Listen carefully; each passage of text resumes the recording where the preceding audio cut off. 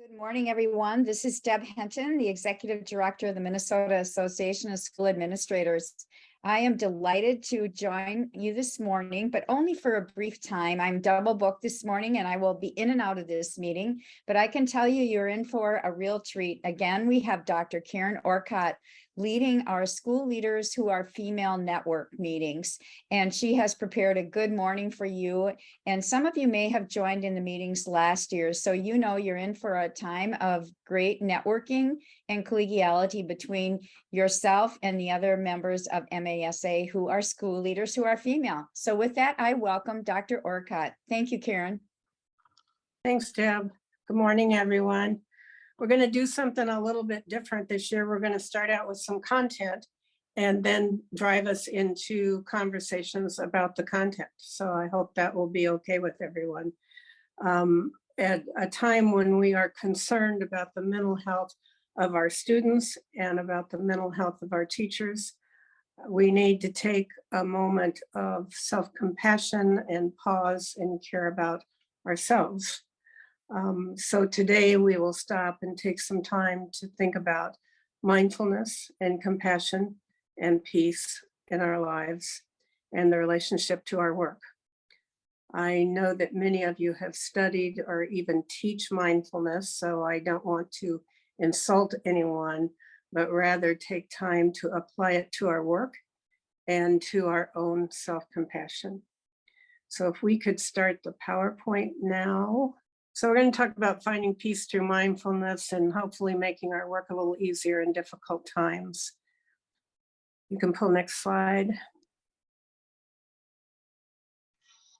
Just a reminder that mindfulness is an ancient Buddhist practice. It has profound relevance for our present day lives.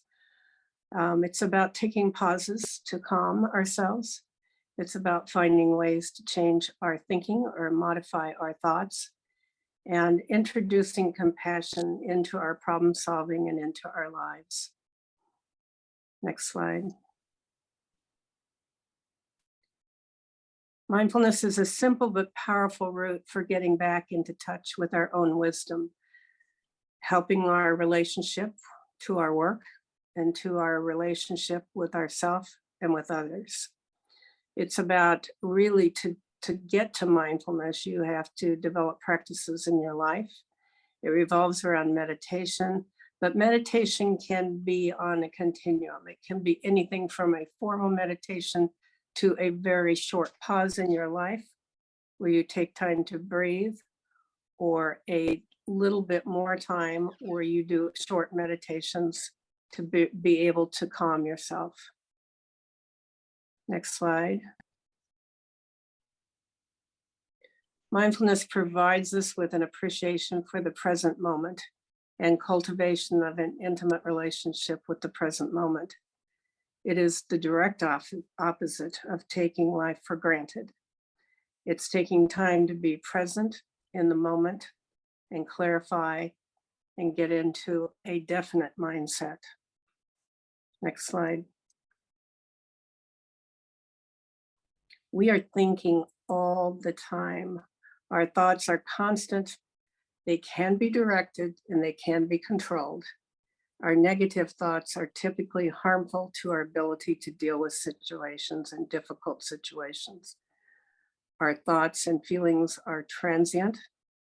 You have a choice to act or not on your thoughts, or to carry your thoughts forward. Next slide.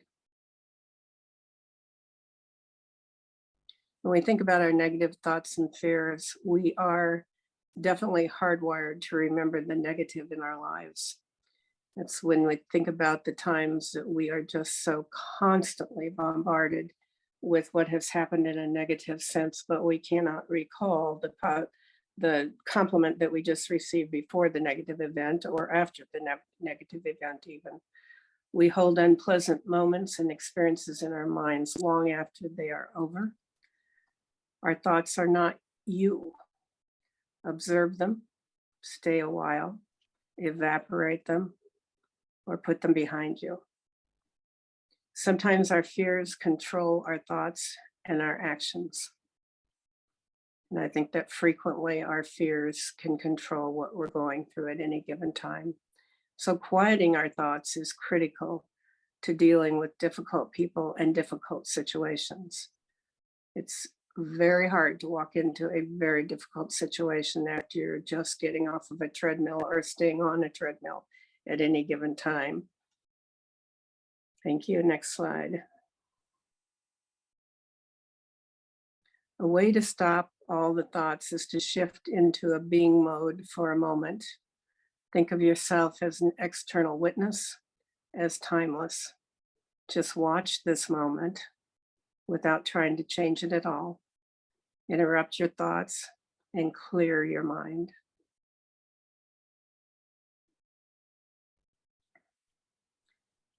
I'm going to ask you right now to think of a time that your thoughts disrupted the process or stopped the progress of what was going on.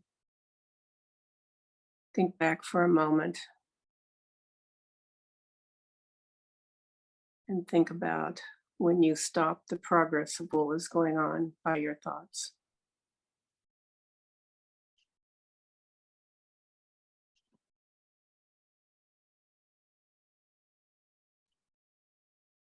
Okay, next slide.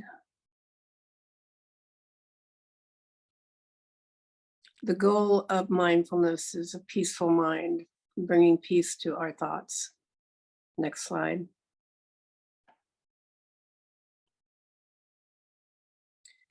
There is increasing amounts of research on mindfulness and compassion, but one of the things that we know for sure is that we are not aware how much our mood affects our objective experiences. And when we are in a bad mood, we are more likely to hear a comment as more critical than it was meant to be, or just simply deal in misinformation when we are in a bad mood. Next slide. We carry tension and stress in our body without realizing it.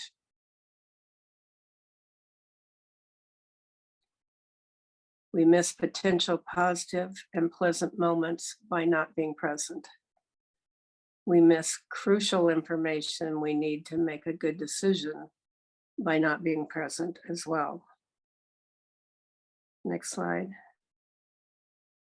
Let's move on a little bit now into compassion and how compassion has a relationship with mindfulness and with our work. Compassion means to sympathize or to feel with the pain of another. Compassion arises out of a general well-wishing and benevolence toward all living things. And if you live in compassion, and if you get to mindfulness with compassion combined with it, this is a loving kindness. And the top research on mindfulness talks about living in a loving kindness. Next slide. Compassion with yourself and with others positively affects the brain patterns underlying anxiety, stress, depression, and irritability. I cannot say enough about compassion for self, and it is a critical feature in living a mindful life and a peaceful life, to have compassion with yourself. Next slide.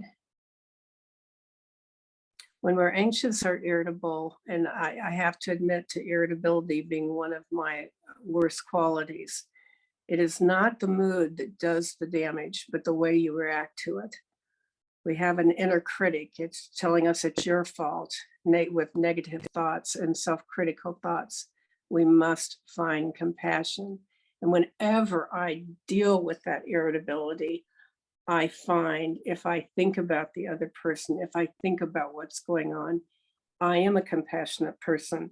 If I can find that compassion, it changes even the irritability, or it changes the mood, it changes the stress, it changes the anxiety that you're in at the moment. Next slide. There are some foundational attitudes to mindfulness. They must be in place for us to get to a state of mindfulness. One of them is curiosity. One of them is kindness, acceptance, having humor, and generosity.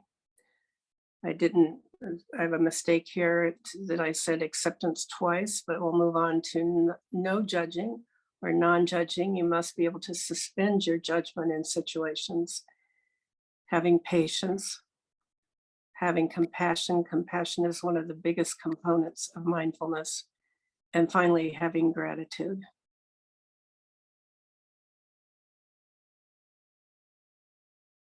Compassion is a loving kindness. Compassion is a capacity that we are born with. We are definitely hardwired for compassion. So if you think about that and you think about being hardwired for compassion, and we all know people who seem to have no compassion. So when you think about what must have gone on in their lives if they started out being hardwired for compassion, if you think about that and you think about that compassion is gone, think about how very, very difficult their lives must be or must have been. There's an importance of compassion to ourselves and to others that allows us to become mindful in the moment. Next slide. Some of the latest research about compassion.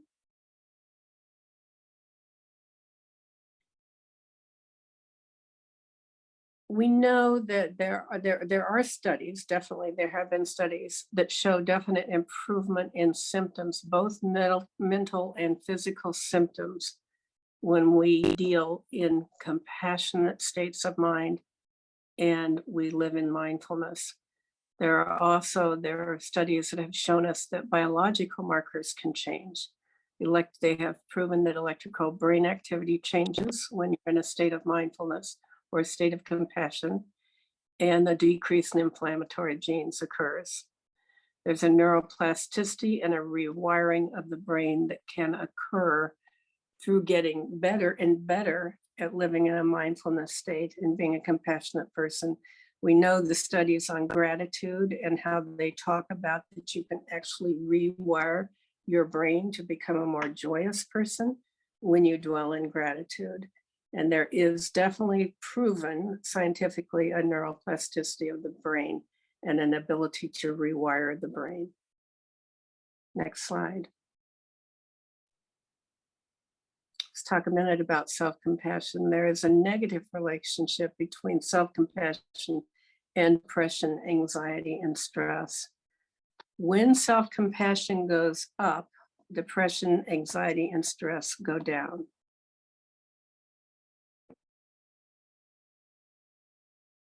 And some final general thoughts on compassion and mindfulness. Harsh self-criticism undermines motivation. Self-compassionate people have less fear in their lives of failure. They have greater intrinsic motivation to face the task at hand. Next slide.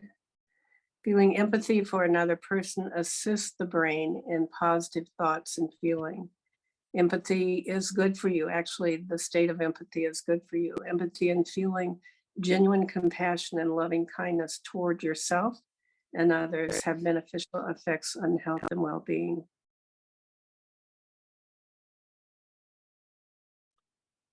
So you can't stop the triggering of unhappy memories or negative self-talk and judgmental ways of thinking. Those will happen. Those will pop into your mind. You will be triggered with memories. You will be triggered with negative self-talk. But what you can stop is what happens next. You can stop the rumination or the dwelling in the negative talk or the negative unhappy memory. You can move forward. Next slide. We're going to go through some questions in small groups, and these are the questions. I'd like to come back to these. Is that okay, Lori, if we move on and then come back to these? Because I want to show you just a very short meditation that you can do. And it's important to pick a mindfulness spot because if you find a place every day This signals to your brain and body that it's your time to drop into a time of quietness and meditation. So if you can find a spot in your office or in your workspace or in your home, it's an important thing to do. Setting an intention is the next thing you want to do. An intention is key to any endeavor, and this includes meditation. And a breath should read, really breathe. It shouldn't read, take a breath. It should read, breathe. If you have a breathing pattern that you're used to calm yourself, you can do that. Your breath is a big part of meditation. Basically, deeply inhale through your nose and tense your whole body for a count of 6, and then exhale through your mouth. You do that even just for a few minutes, it will have an effect on your body. As you close out a short meditation, closing gratitude, find anything that comes and arises from your heart to say to yourself and to the world as a whole, this is what I'm grateful for at this moment. Next slide. I want to show you some references that you can get into if you're interested. Mindfulness, an 8-week plan for finding peace in a frantic world by Mark Williams and Danny Penman is a good start. It's a pretty good starter book. It's just a nice plan for getting started into mindfulness. And a clinician's guide to teaching mindfulness by Christiana Wolf and Greg Serpa. It's a much more advanced reading. It is probably for people who want to be teaching mindfulness. And finally, Wherever You Go, There You Are by John Kabat-Zinn. It is a wonderful little read. It's a small book, and it is a great read. It's one of those books you can pick up at any time and go back and forth in it. So Lori, if you would, if we could go back to the questions, they were the third slide back. So we're going to break into small groups now and think about some questions. You can think about the question I asked earlier in the presentation, which was a question of, can you think of a time where your negative thoughts stopped a process or stopped progress in a situation? And you can share with that if you like, but also here are some other questions. And we're going to report back. So if you find someone in your group who's willing to report back, that will be helpful. So the first one, how can mindfulness help in our daily work?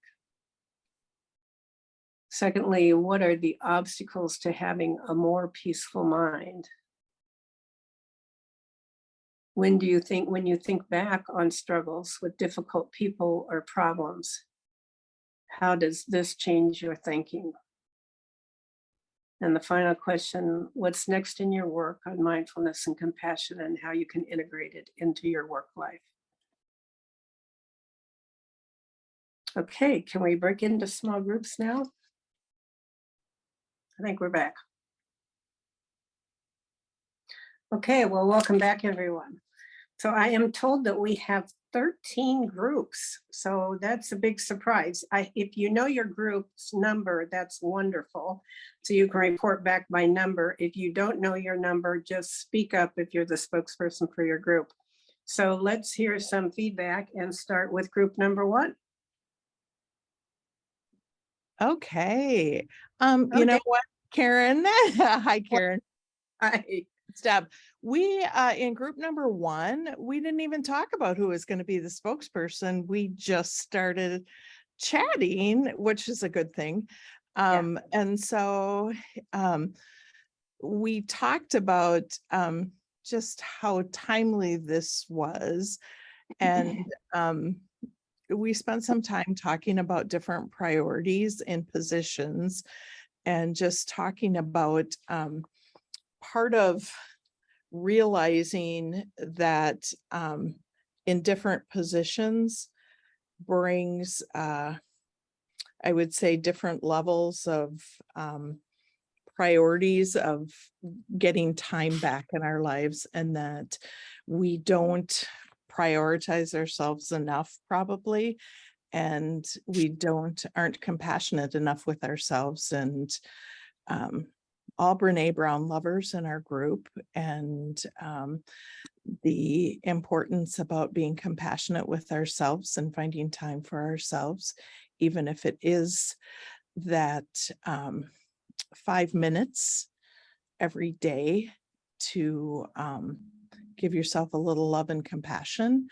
and also giving gratitude for all those things in our life. Feel free to chime in, group one. I don't know if I did it justice. You did well. Anyone else? Thank you, Deb. I agree. That time to find compassion for ourselves. Group number 2.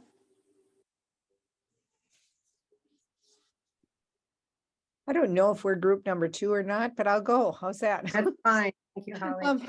So we talked a lot, echoed a lot of the same kind of things. That is just hard to, or not even hard, that you have to be intentional about making the space and about being compassionate with yourself. We talked about ways that we find space that we can protect so that we can engage in mindfulness, and also acknowledging that life comes and goes and things happen that hop into that space. So anyways, we did talk about how mindfulness can help bring empathy and listening and openness and patience to our leadership. And that we just kind of need to slow down and make the space to lead through mindfulness. So Thank you. Next group, 3.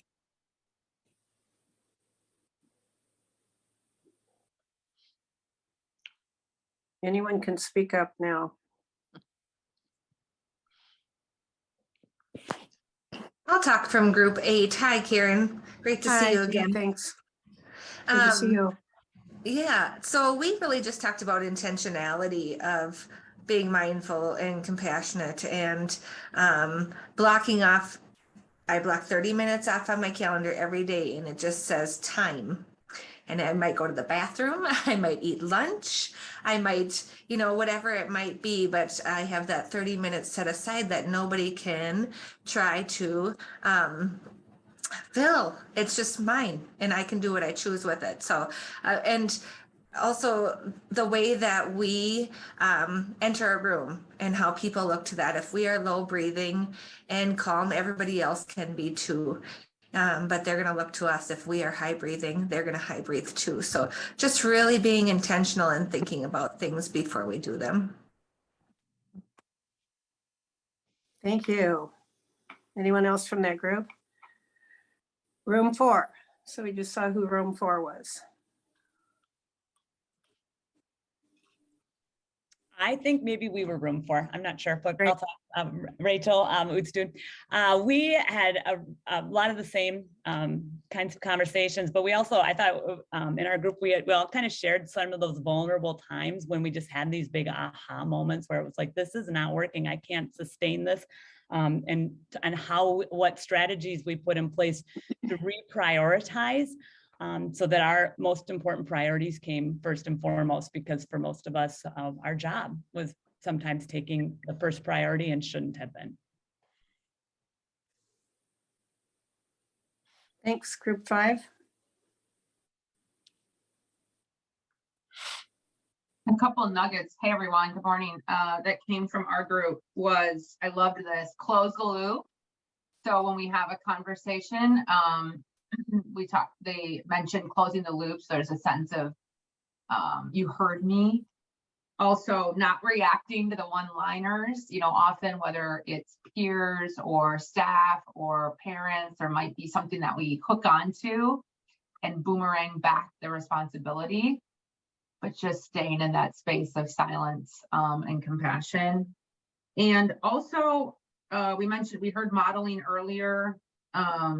Just balancing the urgency with the calm. You know, many of you are in these roles because of the execution and the urgency that gets done, and balancing that with calm. And one thing I shared vulnerably is remembering everyone's paradigm is different. So one person's priority is not another's. And sometimes we can think things are so trivial in the greater context of life right now and what's really happening, but remembering from their world, it is important.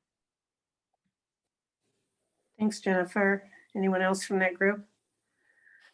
So Lori, did I see that I should skip group 6? Okay, group 6. Okay, group 6.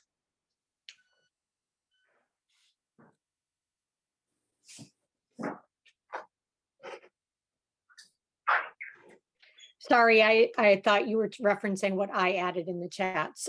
Jeannie added a message that you can skip group 6. Okay, so let's move on to group 7.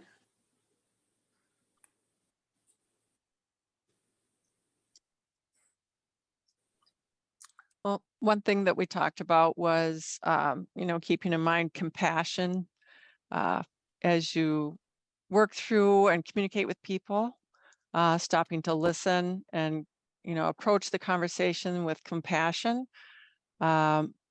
Brings a lot of progress to understanding, getting on the same page, understanding their point of view. So that was one point we discussed.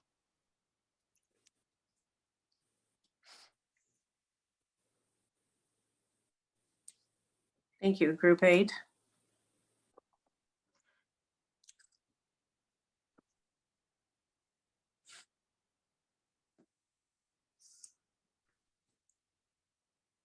Anyone can speak up.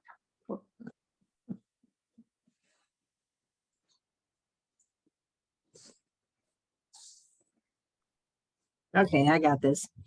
So we had a great group that talked about how we all need to take more time in being more mindful. We didn't get to the compassion part, but we did talk about being females in still a very much male-driven world can be exhausting in and of itself. So that mindfulness comes into play a lot.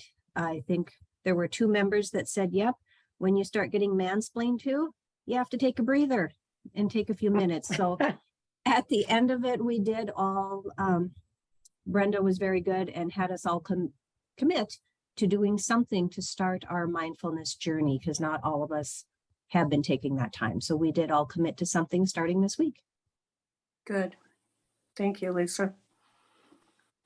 Group number 10. Did I skip 9, 10? 9, yeah. I can talk Thank to you. that. We talked, as others have mentioned, about the barrier is the time issue because we don't allow ourselves. And then sometimes being driven by work and this whole idea of having a great work ethic, then we feel guilty when you actually do take time for yourself. And that's the opposite of what should happen. And so being really explicit in how you think about these things.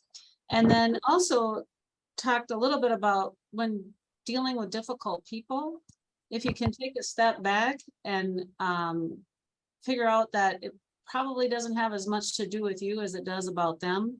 And so the minute you can find compassion and say, wow, I wonder what space they're in, take it away from the personal, you don't feel as affected by that. And finding that happens, I feel, as you age. 10 years ago, I was not very good at that. I'm still not great, but I'm better than I was. And I just think about that takes explicit thinking though. And you really have to be intentional about that. And so that's kind of where our conversation was. Great thoughts. Thank you, Christine. Group 10.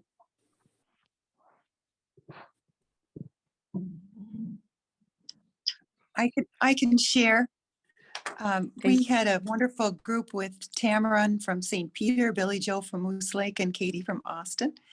And Billy Joe said that this summer when people were leaving, terminating from her school district, she was kind of down, but she got the book, The Happiness Advantage, and then started up again a gratitude journal, which we've all started and stopped, but she has continued that, and that has really made a difference. So she inspired me to start my journal. I have an empty journal in my desk, so I dug that out right away, and I thought I'm going to start that today. And I think we all mentioned relationships, number one, because when we have deep relationships at work, it makes work fun, helps you to have empathy, compassion.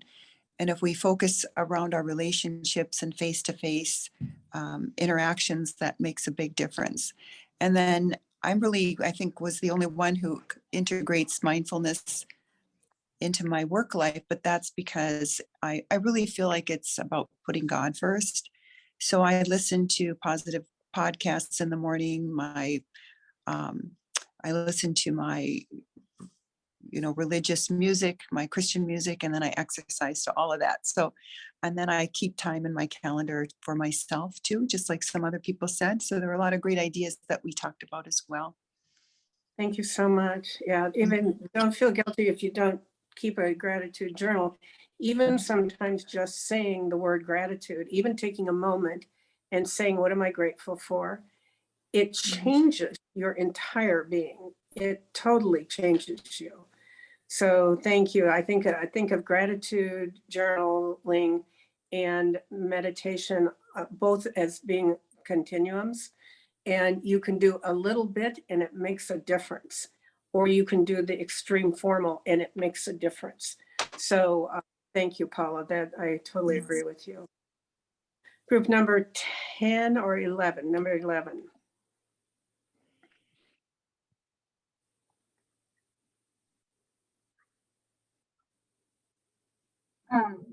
We talked about a lot of great things and some that have already been mentioned. But what connected with me is the find space. And that could look like a drive home in your car, could look like a moment in your office, even if, so just finding that time to be mindful. Another piece we discussed is before a big decision, when it feels like it needs to be now, having a moment to breathe, work on the breathing, the processing.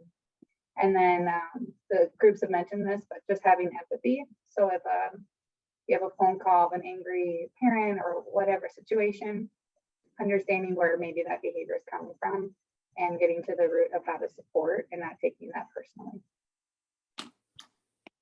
Thanks, Allison. Group number 12.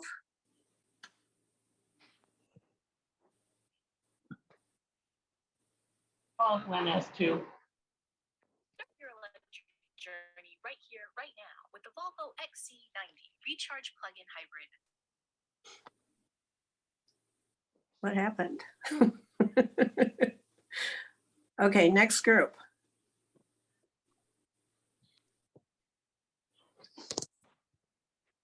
Okay, I know there's a group number 13.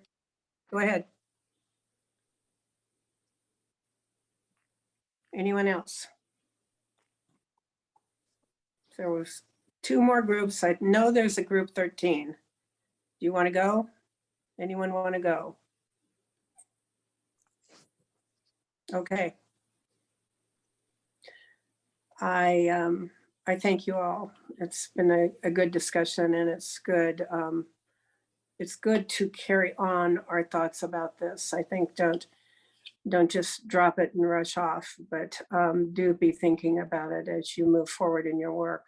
I want to close this out today with a quote from C. Joy Bell, and we're going to close out right on time here, so we can get you off to your double bookedness or you're getting back onto your treadmills as you move forward. This is about peace. Peace is the #1 beautiful ornament you can wear. You say you should always wear a smile, but I can't believe you should always wear a smile.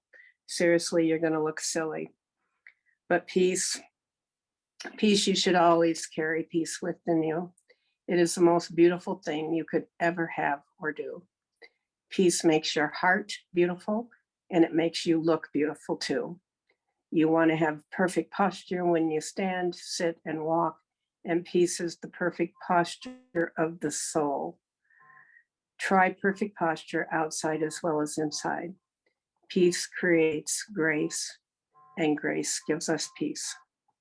Thank you all and have a great week. And we'll see you, hopefully see you next month when we're going to talk a little bit more about dealing with difficult people.